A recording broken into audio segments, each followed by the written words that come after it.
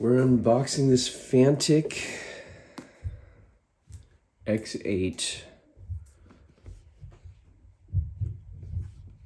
battery powered inflator pump. So just a couple specs here. 2600 mAh, 7.4 volt, equating to 85 watts of capacity. Pretty good. It weighs about a pound, and it's going to be less than 85 decibels worth of noise there, 150 psi max, and basically pressure range again is 3 to 150 psi, and it's got a charging port. So let's check this out.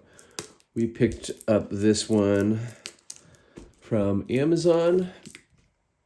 We actually had picked up another similar model from Fanttik from Costco. We returned that because this one was $5 cheaper, and not sure if that was just a Black Friday or sale thing. But casing, packaging, very nice. A little foam thing on top here.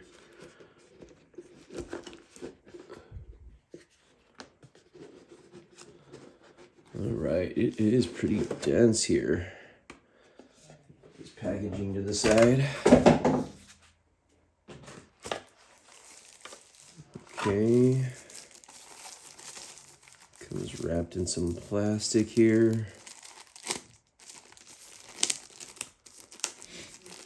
And this would have really come in handy when we had a puncture leak the other day when we were driving. We had to go to a gas station to fill up and then another tire shop to fill up before we found one that could do the repair for us. So got a little plastic on top there. We'll power this up. All right, pretty cool.